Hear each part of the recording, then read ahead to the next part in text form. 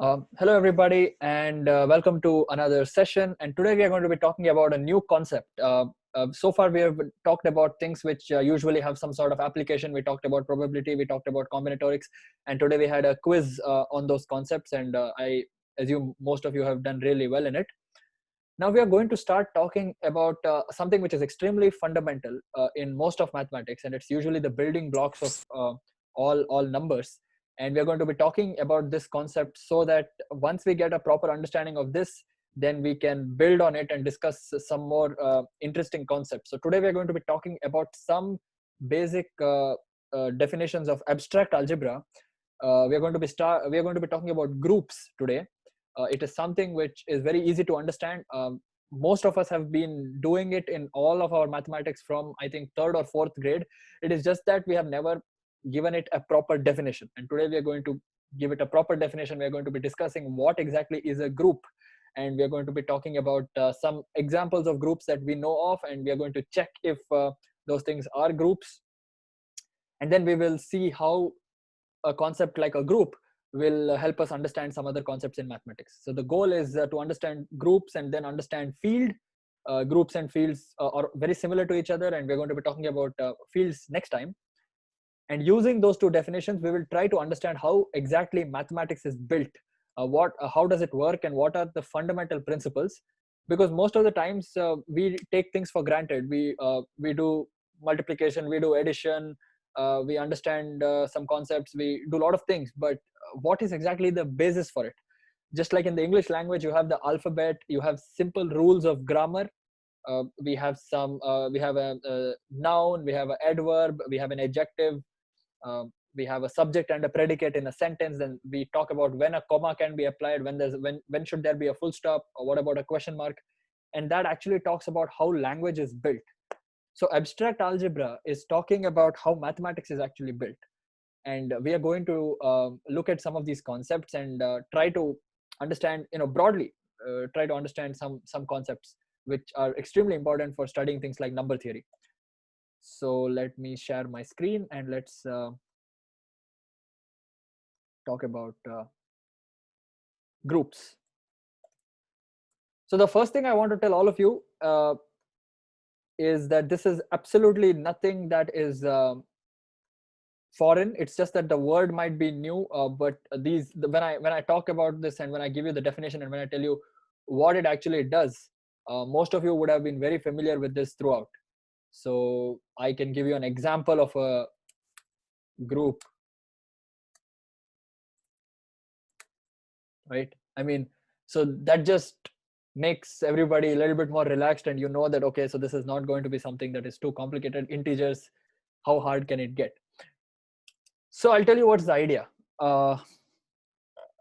Now it's like we want to define a set of people, or we want to define a set of things. Let's say in real life, okay, forget about mathematics, we want to talk about uh, in the real world, we want to, how do you define a group in a real world, right? A group of people, you say a group of friends, or you say it's like a classification of things. You say fruit, or you say vegetables, or you say plants and animals. And these are sort of classifications that you do in the real world so that you can understand things better, and you can put similar things in one bucket, or like you make a group, or okay, so I don't want to use the word group. Let's say we want to make a collection. You put everything in a basket, and then you kind of make some rules, and you see, okay, these guys should be in this, these guys should not be in this, and blah blah blah. So here in mathematics, a group is like a set. It is actually a set, but it's a special kind of a set. So I hope most of you know what's a set. So for example, this is a set, right? This is a set. This is also a set. It's called an empty set because it doesn't have anything. It's this is also a set, but this is not the empty set because it has 0, right? Now we are going to be talking about numbers as objects. So 0 is a number, it's an object. We cannot say that 0 means nothing. So if you have a set which has 0 in it, then that set is empty. No. You can also have a set which has another set inside of it, right? So this is example of a set. So this has 2 elements. The first element is a set, and the second element is 2. Now this is also a set.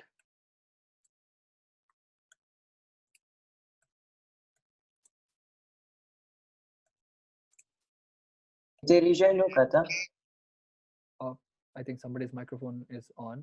Just turn it off. Okay, so this is also a set. Maybe there should be one more bracket here because this guy is here. No, that's it. This is also a set. So now my question is, how many elements does this set have? How many objects are there in the set? It's a tricky question, so I just want all of you to type the answer in the chat. How many elements are there in this set? This set has 4 elements. This set has 0 elements. This set has 1 element. This guy has 2. What about this? How many elements does that set have?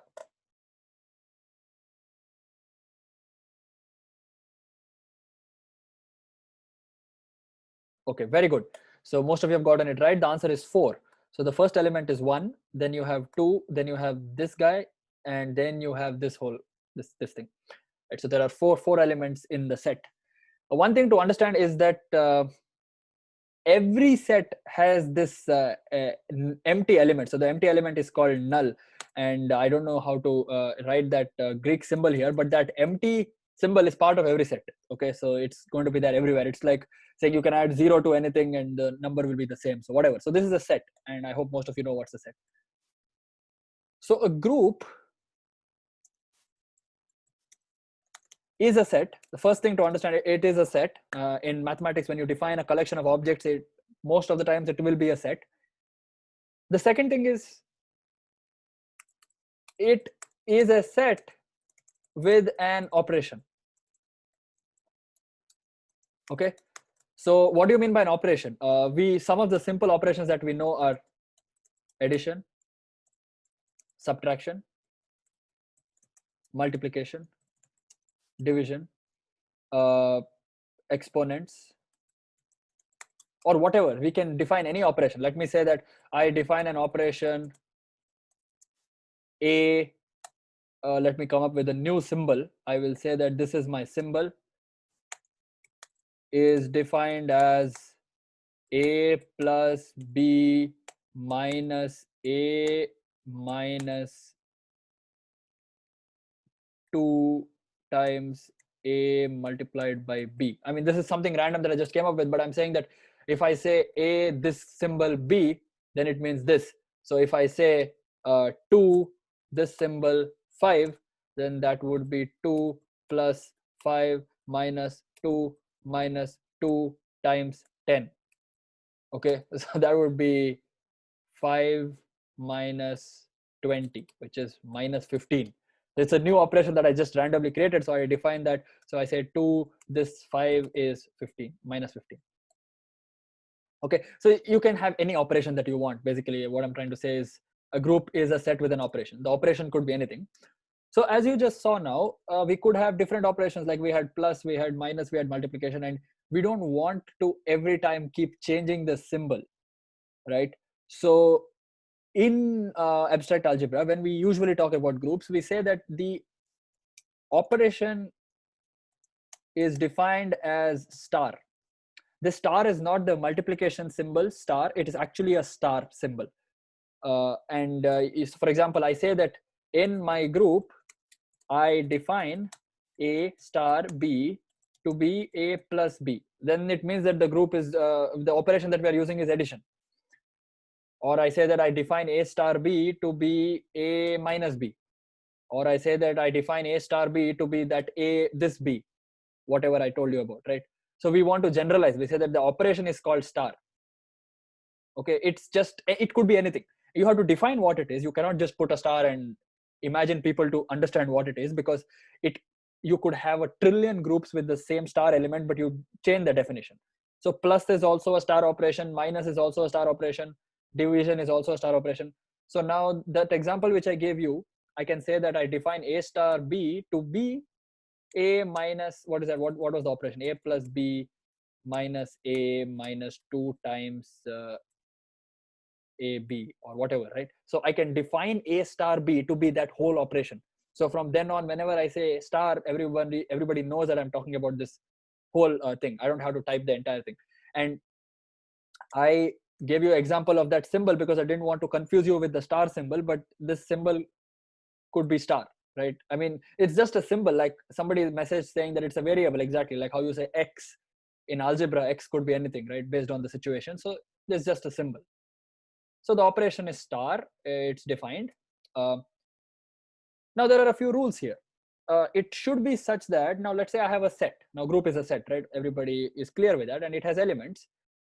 Let's say, let's draw the set A, B, C, D. Okay, let's assume that it has so many elements. It could be finite, it could be infinite, we don't know. We could have only 10 elements in the group, or we could only have million elements in the group, or we could even have any number. So the important thing to understand here, it's a thing I just want to tell you, it is possible to have a group with any number of elements that one wishes. And we will talk about this more next time. It's a very powerful claim, but we'll talk about it more the next time. So there is no rule as to how many people should be there in our house. Oh, let's make it simple, right? Let me make it very simple for all. Let's think of group as a house, and each element in the group is a person. Okay, so it's easy to think that way, because see, the thing about abstract algebra, do you know what's the meaning of abstract? Not in mathematics, in English. Let me actually look up the definition on Google so that I can tell you exactly what it is, in case I'm not good at expressing it. So what's the meaning of abstract? It's existing in thought or as an idea, but not having a physical existence. Okay, so when we think about things like philosophy, you talk about emotions and all those things, right? It's something that exists, but you cannot see it, and you don't really have any way of putting it in the nature. It's like numbers are actually abstract, because you say there's number 2 3 4, what exactly is 2? It's just a symbol. But then if I say that, oh, I have two objects in my hand, then I'm giving quantity to that. Somebody's microphone is on, please turn it off. Thank you. Okay, so let's think of it that way. I'm sorry if I'm going too fast, but I'm assuming that these things are a little simple for you to understand, so I'm just rushing through it. Now here's the deal. Now that we have the basic, let's say what exactly are the rules that make a set as a group. The first rule is that if I take two elements in my set or in my group, let's say I have a group and I take two elements in my group, let's call them A and B. Okay, and I perform that operation. So we define operation as star. We don't know what that star is. It could be anything based on the group, but A star B is equal to C, let's say. Okay, A star B equals C. C is some number or whatever. The rule is that C should also be in the group. Pay close attention to this. I have this huge set of many numbers.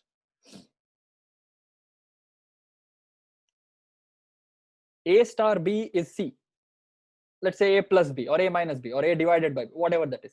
The rule is whatever I get as the answer when I perform the operation, that number or that object or that person, whatever, should also be in the group.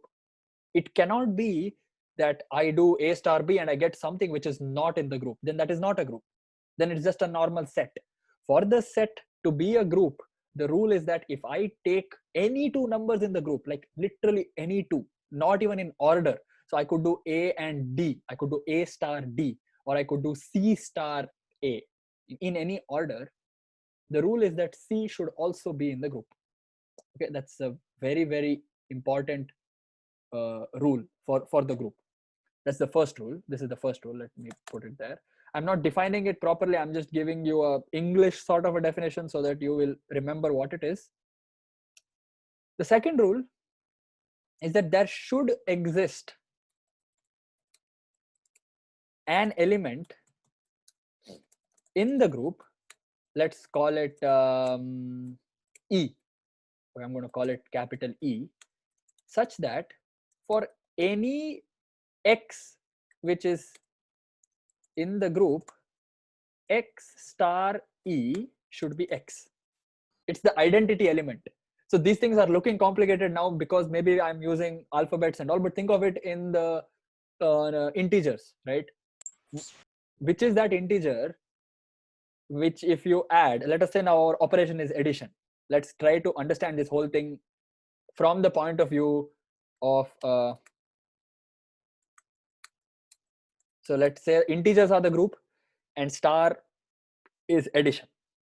So the first thing is a plus b should be c. If I add any two integers, will I get an integer? Yes, I can take any two integers. I could take a 3,447 plus 3 and it will be 3,450 and it is still an integer.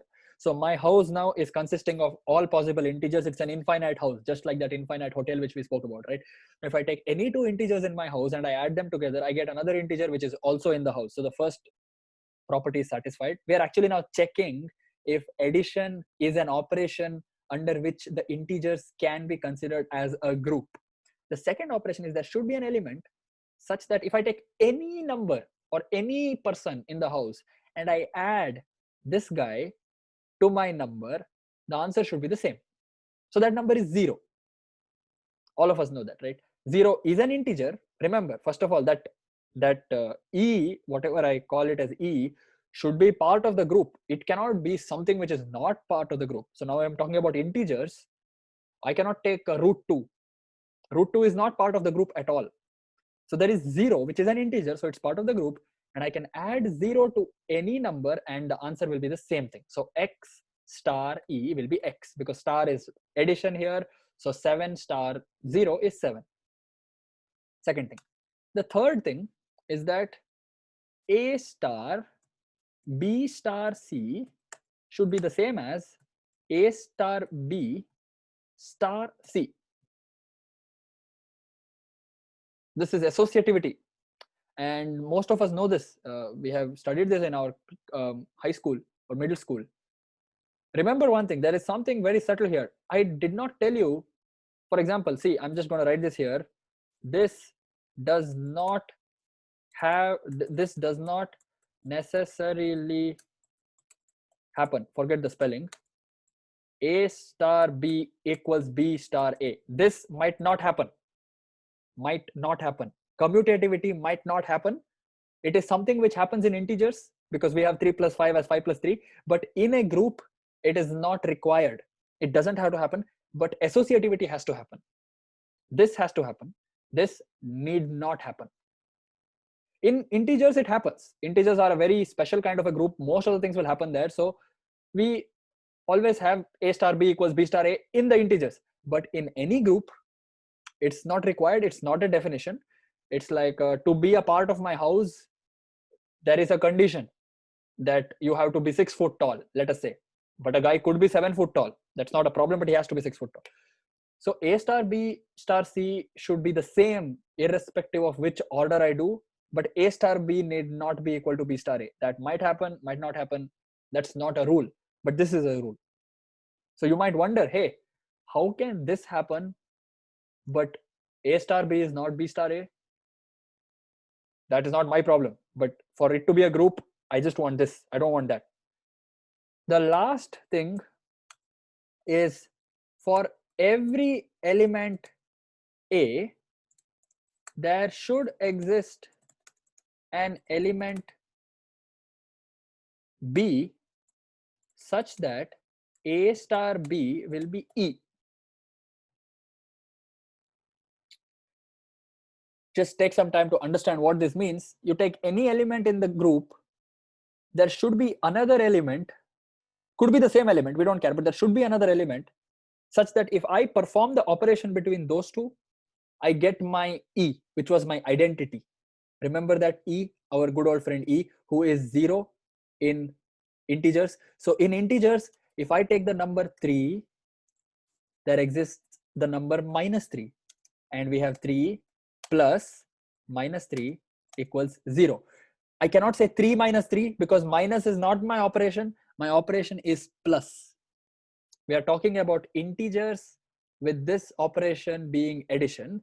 So we have -3 plus 3 as 0. So you can take any number in the whole integer set there exists another number which if I add them both together, I get 0. That is a group. These are the only 4 things required for something to be called a group. Wait a second. Don't think that this is it and we are done with it, because you might have taken this whole thing for granted because we spoke about integers and addition. Let me make it simple. Sorry, let me make it complicated.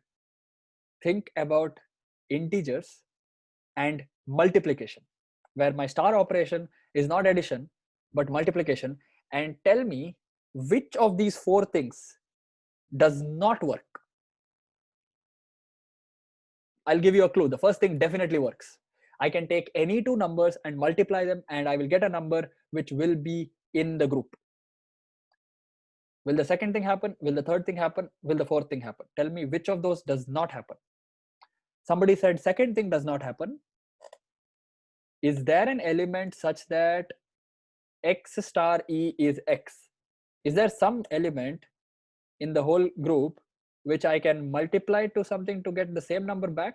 Yes, it's 1. So when I talk about multiplication, e is 1. For addition, e was 0, but for multiplication, e is 1. Very good. Many people have now started responding. It's the 4th one. Multiplication for integers is not a group, because for every number, I don't have another number which I can multiply to get 1. Okay, if the number is 1, then I have 1 which I can multiply to get 1. But if the number is 2, the number which I have to multiply to get 1 is half. And half is not part of the set because we are only talking about integers. Suppose we wanted to make multiplication as a group operation, what should be my set?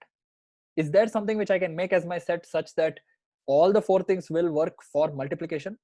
The first thing should work, the second thing should work, the third thing should work, and the fourth thing should work. Can you think of some set where with multiplication it can be a group? Very good, very good. Rational numbers. Could it also be irrational numbers? Can the set of irrational numbers also be a group? Will all these 4 things work? What about the set of real numbers? What about the set of real numbers? I hope you all know what are real numbers, right? Real numbers are literally everything except the imaginary ones. We don't consider the imaginary ones like the square root of -1. They are not there. But for real numbers, does it still work? It does. Okay. For irrational numbers, it becomes a little interesting because we can say, suppose I take root 2, and if I multiply it with root 2, I get 2. So is 2 an irrational number? No. So irrational numbers do not form a group under multiplication, because if I multiply 2 irrational numbers, I can sometimes get a rational number, right? So that is not part of my group if my group has only gotten irrational numbers. If it's real numbers, definitely. So this is the basic definition. Just give me 2 more minutes. Let me finish this off and then I'll take questions and whatever. These are the things that have to work for a set to be called a group. My question to you is this: does every group have to be infinite? Or can you come up with a group which is finite? Now let me give you an example. Suppose I have this guy as my set. Okay. And I want to talk about multiplication. No, I want to talk, let me also put 0, and let me say my group operation is addition. Okay. I know that there is an identity because I can add 0 to any number and the number will remain the same. Okay, you also want the inverses. Let me also put the inverses. Actually, let me just have these many people here. So now we know that I can have 0 as my identity. I can add it to any number. The number will remain the same. I know that there are all these negative numbers. So for 1, my inverse is -1. For 2, my inverse is -2. So these this thing is also going to work out. But the first thing is not going to work out because I can do 1 plus 2 and I'll get 3, and 3 is not part of my group. I can do -1 plus -2, I get -3. -3 is not part of my group. So this is not exactly a group. It's just a set. The second, the third, and the fourth thing might work out, but it's not even a group, because I cannot just take two numbers and add them and hope for the answer to be part of the group. This is not a group, but this is finite. So can you think of a set which is finite, where you can have an operation, but it has to be a group? That's, I just want all of you to think about it, and I will stop recording now and I will take some questions. Thank you so much, everybody.